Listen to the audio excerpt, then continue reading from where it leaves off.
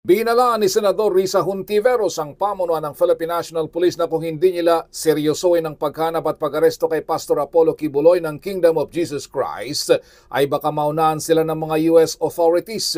Muling nanawagan si Hontiveros kay PNP Chief General Romel Marbil na pakilusin ang kanyang mga tawan upang tuntunin si Kibuloy. Paliwanag ng Senador, hindi may pagkakaila sa lahat na nasa most wanted list ng Federal Bureau of Investigation si Kibuloy. Binuksan na rin ang kanyang warrant of arrest sa California Court kasunod ng pag-freeze sa kanyang mga ari-arian sa Amerika. Si Kibuloy ay wanted sa Amerika sa mga kasong sex trafficking by force, fraud and coercion, sex trafficking of children, conspiracy at bulk cash smuggling.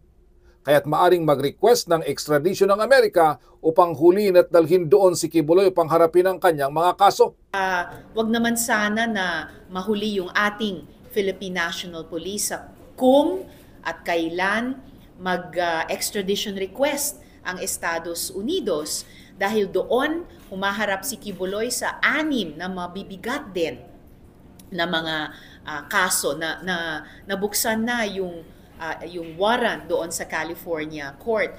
Matagal nang nasa most wanted list siya ng FBI. Matagal nang finreeze ng US government ang kanyang mga assets. Kinwestiyon ni Hontiveros ang double standard ng PNP kay Pastor Kibuloy dahil matapos kansilahin ang kanyang lisensya ng mga baril at permit to carry firearms outside residence o PTC-4 ay binigyan pa ito ng 6 na buwan para isuko ang mga baril, samantalang kung ordinaryong mamamayan ay agaran. Good news umano ang report ni Secretary Benhar Abalos ng BILG na nagsuko ng 5 baril ang kampo ni Kibuloy, ngunit ito ay maliit na bahagi lamang ng 19 na baril na nakapangalan kay Kibuloy. Hiwalay pa ang baril na gamit ng kanyang private army na ipinakikita sa social media ng kanyang mga supporters. Para sa MBC TV Network News, ito si Raymond Dadpaz. Sama-sama tayo, Pilipino.